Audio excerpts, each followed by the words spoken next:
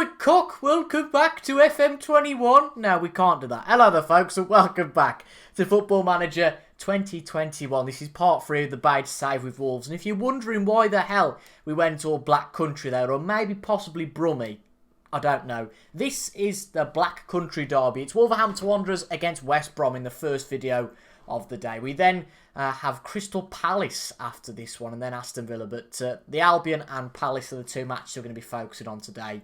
And the first match, I would say, is a must-win. And I just want to say before we go into the video, thank you very much for your support so far. The reaction to these videos on the beta has been pretty superb really at this point. And excellent to see that you guys are excited for the return of Football Manager to the channel. Now, looking at the table, we're in 13th place. We've got 7 points from 7 matches. And given we had 4 points at the end of the last episode after having played 3, it's not been a great run for us, really. You would have expected 3 points from either Fulham or Burnley. And we just didn't turn up in either game. Away from home, we've not had a single point yet this year.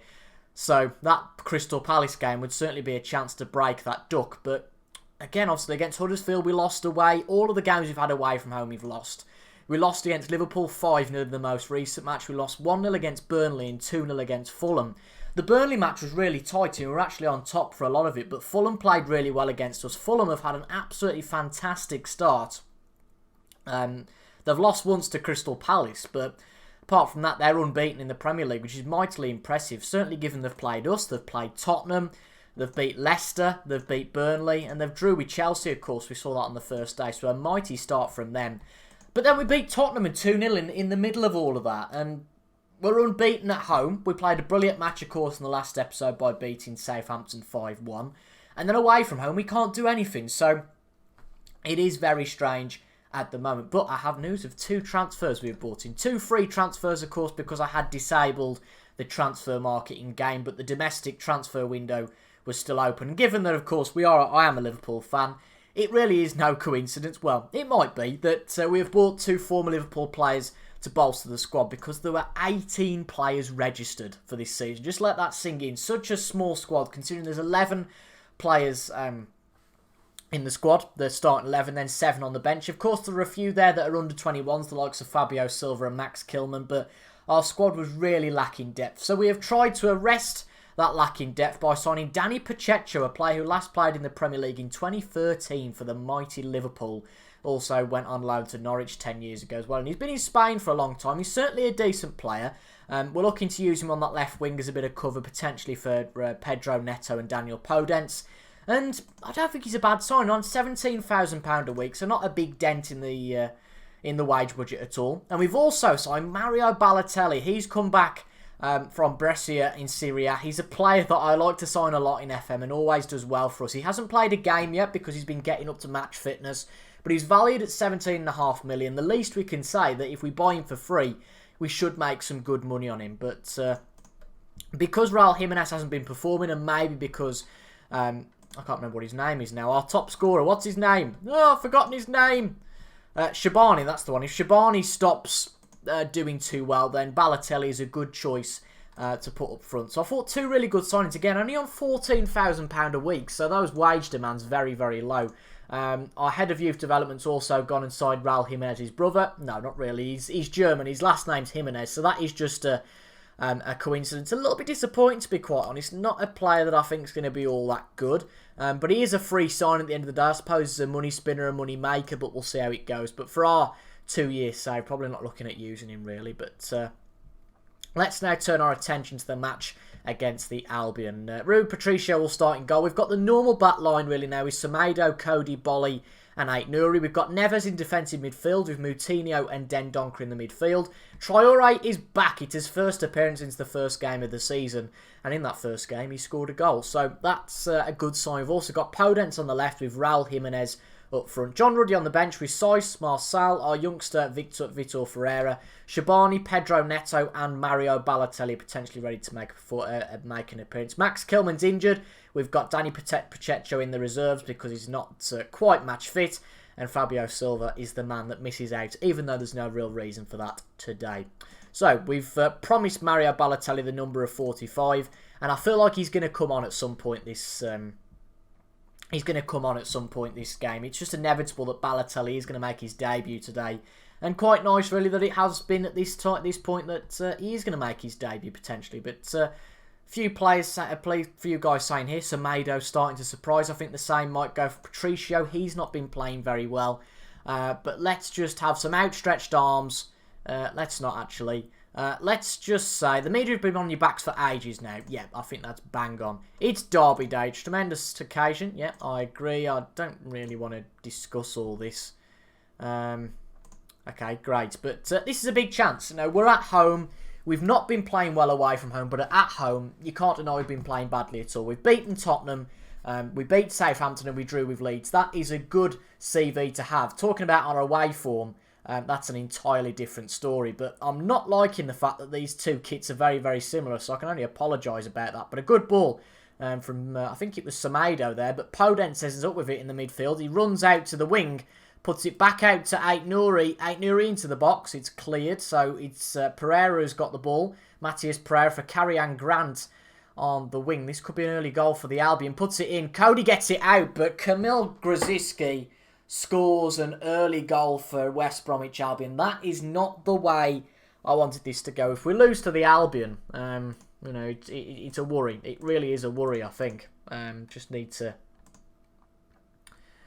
make sure that we put the replays back on, which we have. But this is a big worry. If we lose this match, it's a big recovery from there.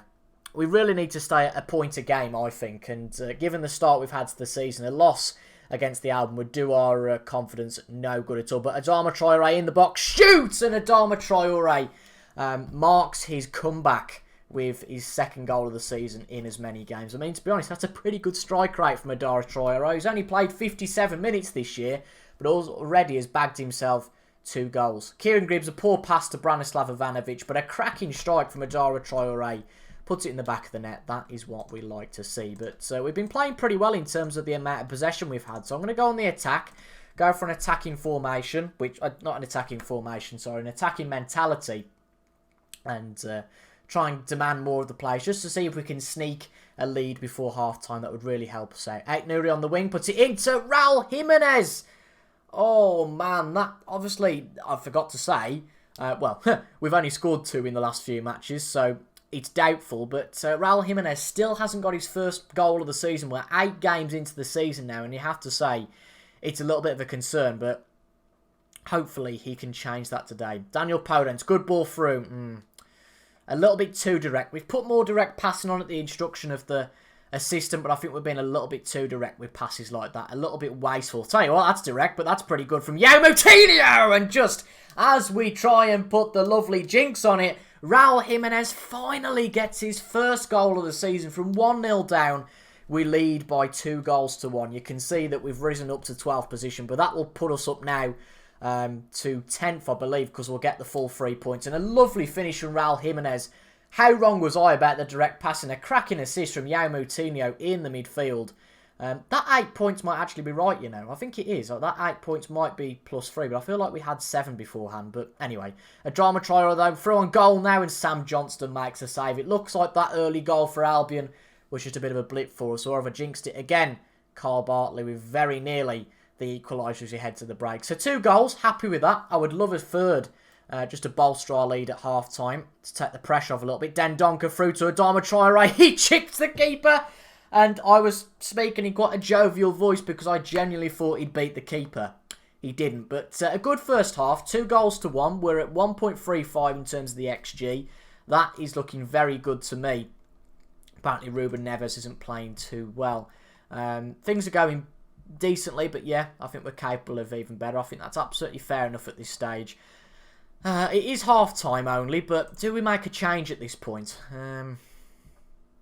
There's no one playing particularly badly, so we'll keep it as it is for the moment. But hopefully we can get a third goal just to cement this lead. It's really a must-win game. This, as you can see, 10 points in the first 8 puts us in 11th place. I would take that at this point. Just 4 points off the likes of Chelsea, keeping pace with the likes of Everton. That's not bad company to be with at this point. But 10 minutes into the second half, a rubbish ball from Neves, to be quite honest. But with that direct passing, they're going to make the chances. Going to try and take the chances, but certainly try and make some chance. A lovely potential assist from Raul Jimenez there to Adama Traore. Those two have really had all the game. Poor Daniel Podence doesn't seem to have hardly had a kick. But let's see what happens here. Adama Traore still on the ball, comes central, he beats the man, he doesn't go down, respect to him there, keeps the move going. Podence into Raul Jimenez, and it's not one for Raul Jimenez today, it's two. Raul Jimenez makes it 3-1, that is absolutely fantastic. We're going to try and control the game now with a positive mentality, and again, I seem to be jinxing these things quite positively. I said Podence hadn't had a touch, and it was a cracking cross into Raul Jimenez, who justifies his choice in the team. He must obviously be getting a little bit worried now. We've signed Balotelli. Shabani's been picked over him a few times, so he's got to cement his place in the squad, and thank goodness for him and the team that he has done so. Let's try and really reap the misery now for West Brom, and that's exactly what we're trying to do. Daniel Podence, a brilliant assist from Ruben Neves, and once we get started in games, it's all about getting that first goal. Once we can get one goal and once we can get some confidence, we seem to score in big numbers. It's 4-1 now to the Wolves. Daniel Podence with the goal. His second goal of the season. A real nice mix of a goal for Traore, a goal for Podence, and two for Raul Jimenez. A very solid game for our strikers. And because we've got carried away, we haven't actually made a substitution yet today. I think we'll bring Neto on. It is Adama Traore's first game back, so we just want to make sure he's okay. We'll bring Vitor Ferreira on for Leander Dendoncker, and we'll make it a triple substitution. I'm not going to play Balotelli today, you know. I'm going to leave it another week. It seems very harsh to bring off Raul Jimenez after he scored 2 goals. That might just dent his confidence and not work in the way that's planned. I think Balotelli can probably wait another week. Bear in mind, though, it is an international break after this, so you know, not the best result to go to an international break with. But the game against Palace will be tough. I mean, this one's pretty much over really now. It's just all about waiting for full time. But this could be another one here. Semedo into the box. Podence nearly gets a 5th. I mean, if we can score a 5th past West Brom, that would really give the Wolves fans the bragging rights. And we seem to have played well today. 18 shots, 7 of those on target. So it could have been more if not for the good performance of Sam Johnston. But Tottenham, just looking there, they're losing 2-0 to Arsenal. They've had an absolutely shocking start to the season. Well, they've lost to us. It stands to reason, I suppose. But they've had an absolutely shocking start to the season. The only problem with this direct passing, I feel, is that against a better side, we'll really be punished because we're giving the ball away far too much. But against West Brom, who I think are going for the same mentality, we're getting away with it. But, I mean, this passing is quite poor. Luckily, the game's overall at 4-1. I don't want to concede again. Would be nice to get a +3 on the goal difference after that absolute thrashing against Liverpool last time out, in which Diogo Jota scored 2. That would really... I don't think he wants to do that, but he did. So he scored 2. But the goal difference is pretty much back now, because at the end of that, we are clear and deserved winners here at the Molineux. We beat West Bromwich Albion 4-1. Takes all of those worries from the 5-0 against Liverpool away. And it seems at home our performances are very, very good. And pleased to see Raul Jimenez on the team sheet for the first time this season. We're going to speak to the attackers and say that, you know, your efforts in the final third were absolutely fantastic. Yeah, we grabbed the win. It was great. Went down and made some changes. All the positives, really. I think that it's looking great. And the fans looking pretty good as well.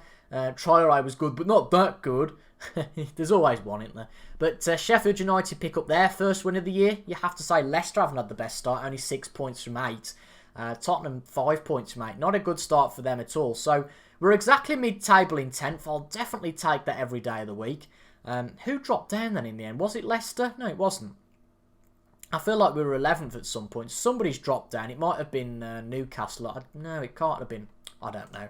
But we get the 3 points. I'm absolutely chuffed about that. We now go to an international break. So we've got 2 weeks input before we play Crystal Palace. And I'm hoping we get our first point of the season away from home, because we badly need to break that duck of having no away form whatsoever.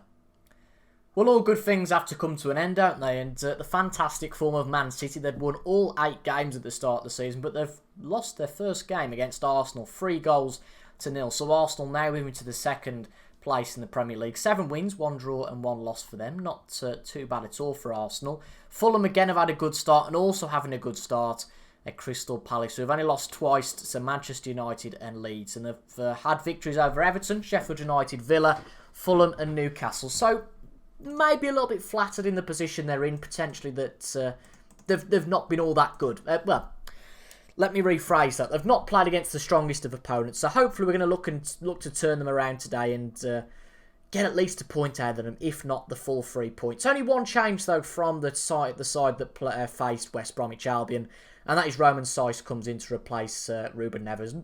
Not quite got the fitness I'd like at this point. He's got good fitness, but Roman Saiss has got excellent fitness, so just wants to change that. But yeah, it's looking okay to me. We're going with a cautious mentality. It was positive at home, but I feel like our defensive frailties away from home are the problem. So we're going to have to change these things as we go.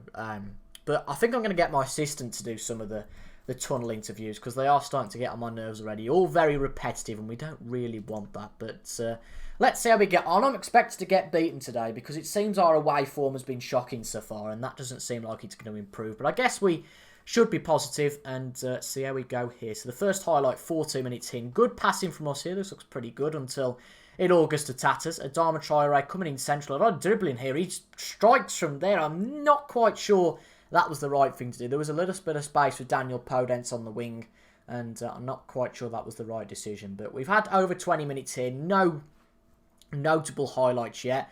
55% of possession for us. It feels like we might... I mean, we've had nearly 60% possession. We'll see what happens here. But it seems we are controlling the game, which is a rarity away from home. Semedo on the wing, puts it to his wing partner, Adama Traore, who's already picked up a yellow card. That's a bit of a concern. Traore gets too easily dispossessed there by Luka Milivojevic. But a good header there from Willy Bolly to dispossess Jordan Ayew. Dendoncker. Can we get something going here? Nelson Semedo back central to Matinho. He can't find anyone, so he passes it back to Semedo. Semedo featuring a lot here. Roman Saiss puts it through. Adama Traore in the box to Raul Jimenez. He's through one-on-one with the keeper. But actually, Mamadou Sakho blocks the shot. That just looked like that Raul Jimenez put the ball wide, but it seemed not. That Sakho got a good block in there, else it might well have been on target. But 59% of possession for us. I think we've 10 minutes to go in this half. We tell the lads to be a bit more positive. Yeah, passing to space. There's nothing wrong with that. I'm not going to get them to do those early crosses. I think that might be a bit detrimental to our chance creation. I'd say that get creative shout has gone, which is what I'd have given really at this point. But 61% of possession, this is where they take the lead. But luckily it's not. We've cleared the corner. Traore through. I hope he doesn't do what he did before and just shoot from there and have a stupid shot exactly like he's done there. Straight at the keeper. And yeah, the intent's there from Traore, but I'm not sure it's quite working. But a minute before half-time, Connor Cody with a header. But is that going to be offside? Is that going to be offside? VAR is being called here. Let's have a look at this one. I think it's going to be offside, and it is. It's a clear offside. No goal for Connor Cody there. Let's see just how clear that offside was, shall we? It's tricky to see from there, but I think he probably was. I think his leg was offside. But that's disappointing. But I think we've definitely edged the first half there. As you can see, our XG rating has been far higher than Crystal Palace's, so we've definitely got a chance. I think we've been the better team so far. That's exactly right. Let's see if we can push this this home and try and get a goal at some point and just try and cement our advantage. That's been the problem, I think, away from home. Even in games like against Burnley, very similar to this, we were the better team for the first 60 or 70 minutes. But we didn't get a goal. We didn't capitalise on it. And then as soon as Burnley got their goal, we were out of the game completely. It's almost like we were frozen in shell shock that, hang on, this should be our game. And I hope the same doesn't happen here. But a minute into the second half, Crystal Palace take the lead. It's amazing, isn't it? A team that haven't been in the game at all, really. And within 60 seconds of coming out from the tunnel, Roy Hodgson obviously giving them the team talk of all team talks. Far too easily beaten there. But a nice bit of play from Maxi Meyer in the midfield. And that's disappointing. I'm hoping we bounce back nice and quickly here, because we've had 10 shots, 4 of them on target. We're looking fairly positive here. One thing I want to change is to get our players to stay on their feet, because that's not good enough. We're conceding 10 fouls. That is disappointing. I think we want to do some overlapping, try and just see what works, basically. See if we can get something working. But I think I've got something up my sleeve here. We're an hour in, and I think this is the time for Balotelli. It's Balotelli time. It's got to be that time. Balotelli is going to make his debut for the Wolves. We're going to have him as a poacher up front. He's always played well for me in FM, so hopefully he can continue that. today. Podence had a particularly poor game today. He's on a 6.3 rating, so we'll bring Neto on for him. We'll swap them round on the wings to see how they get on. Change them to inside forwards. Again, that might potentially change something. I'm not really sure at this point, but there's not a lot we can do. Not a hell of a lot we can do. To Mario Balotelli, wanting to hit the ground running on your debut. And then for Pedro Neto, just put our... can we put our arms around him? No, we can't. We'll just say, I've got faith in you to make a difference. So let's go. Let's see what Balotelli can do to the team. We've got to be attacking here. Just got to go for it. We're 1-0 down. It seems that just playing counter-attacking football is it's not getting us anywhere. But the new substitute, Neto, is on the ball. Cuts inside, runs past the defenders. Has a shot, but that's just too tame. That's been the problem today. We've had 12 shots, but they've been poor. They've been weak shots. They've not been anything that's threatened the goalkeeper at all. João Moutinho is struggling, so we're going to put Ruben Neves on for him. I'm absolutely happy with that, but it's not happening for us, is it? It's really not happening for us. We're going to tell the lads to shoot on sight, just try and make more chances, and that's about all we can do. Distribute, kick quickly, get the ball out, higher defensive line. We've just got to go for it here. There's not much else we can do. Just got to hope that something happens and we get a chance, because you're bound to get one at some point, but it's just not been good enough for us. Considering we've had 57% of possession, we've been the top team today, but away from home, I mean, we scored 4 at the Molineux, and here we've just looked at a team a bit bereft of confidence. 16 shots, but we just can't do it. Away from home, this tactic obviously is not working, and this is going to fizzle out into a 1-0 victory for Crystal Palace. A cracking result for them, considering their XG was under 1. That's an absolute shocker. The stats show we should have won that match, but we didn't. So that's something we've got to look at. But disappointing, really disappointing. I guess we only gave Balotelli half an hour. It's not the biggest thing in the world. I'm not going to go with the assistant recommendation there. We weren't good enough. I'm far from pleased with that result. That is not good enough. That's not what we wanted today. I think that 6 points out of those 2 games would have been crucial. It would have moved us up to 8th place. I know that a few teams haven't played yet, but that would have really helped us out. Now we're in that sort of danger of dropping down into that cluster of sort of West Ham, Newcastle. Bear in mind that probably Tottenham and Leicester will get out of that. So we're probably in a net 14th, and that's not really where we're looking to be. We're looking to be at the top half of the table, and not getting any points away from home. It's going to be very, very tricky to make that happen. So we've got a big game against Aston Villa coming up next. We won't show that on camera, but I think a good time to come back would be for the return fixture. We're going to come back for the game against Sheffield United away from home and against Aston Villa away from home, because hopefully by then we won't have got anything against Manchester United, I don't think, but hopefully the duck will break. I think before then I'd like to aim for 2 wins and a draw. That's very optimistic, but I think 4 points is probably what we're looking for out of the next 3 games. And then I have to say, Sheffield United and Villa should be 2 wins, or at least 4 points out of them. But we are 9 games into the season now. It's going thick and fast. We've not had a terrible start, but again, if you can compare our away form and our home form, our home record's great. 3 wins and a draw. Our away form, 5 losses. We've scored 1 away from home against Arsenal and conceded 12. So go figure. There's something going on with our away form, and hopefully we can arrest that before the next episode. But if you've enjoyed that, make sure to leave a like down below, comment your thoughts as well, and subscribe for daily FM21 content. This will definitely be out at 4 PM today. Blame my terrible internet for the late upload yesterday, but this will definitely be out at 4 PM, and going forward it'll be out bang on 4 PM every single day during the beta. Thank you for your company today, folks. I have been TIJ Gaming, and until the next time, I will see you guys later. Goodbye for now.